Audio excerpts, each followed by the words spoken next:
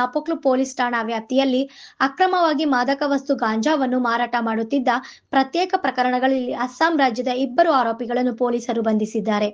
ಅಸ್ಸಾಂ ರಾಜ್ಯದ ದರಾಂಗ್ ಜಿಲ್ಲೆಯ ನಿವಾಸಿ ಮುಸ್ತಫಾ ಅಲಿ 25, ಇದೇ ಜಿಲ್ಲೆಯ ಮಾಜೂಮ್ ಅಲಿ 34 ಬಂಧಿತ ಆರೋಪಿಗಳಾಗಿದ್ದಾರೆ.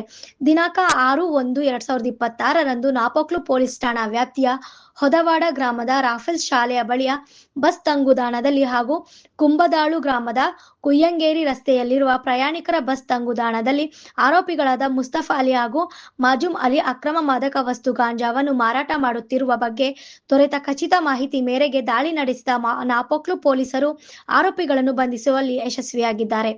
ಕುಯ್ಯಂಗೇರಿ ಗ್ರಾಮದ ಬಸ್ ತಂಗುದಾಣದಲ್ಲಿ ಗಾಂಜಾ ಮಾರಾಟ ಮಾಡುತ್ತಿದ್ದ ಮುಸ್ತಫಾ ಅಲಿ ಎಂಬಾತನಿಂದ ಮಾರಾಟಕ್ಕೆ ಇಟ್ಟಿದ್ದ 234 ಗ್ರಾಂ ಅಕ್ರಮ ಗಾಂಜಾ ಹಾಗೂ ಮತ್ತೊಂದು ಪ್ರಕರಣದಲ್ಲಿ ರಾಫೆಲ್ ಶಾಲೆಯ ಬಳಿಯ ಬಸ್ ತಂಗುದಾಣದಲ್ಲಿ ಗಾಂಜಾ ಮಾರಾಟ ಮಾಡುತ್ತಿದ್ದ ಮಾಜೂಮ್ ಅಲಿ ಎಂಬಾತನಿಂದ ಮಾರಾಟಕ್ಕೆ ಇಟ್ಟಿದ್ದ 155 ಗ್ರಾಂ ಅಕ್ರಮ ಗಾಂಜಾ ಸಹಿತ ಆರೋಪಿಗಳನ್ನು ವಶಕ್ಕೆ ಪಡೆದ ಪೊಲೀಸರು ನ್ಯಾಯಾಲಯಕ್ಕೆ ಹಾಜರುಪಡಿಸಿ ಬಳಿಕ ನ್ಯಾಯಾಂಗ ಬಂಧನಕ್ಕೆ ಒಪ್ಪಿಸಲಾಗಿದೆ.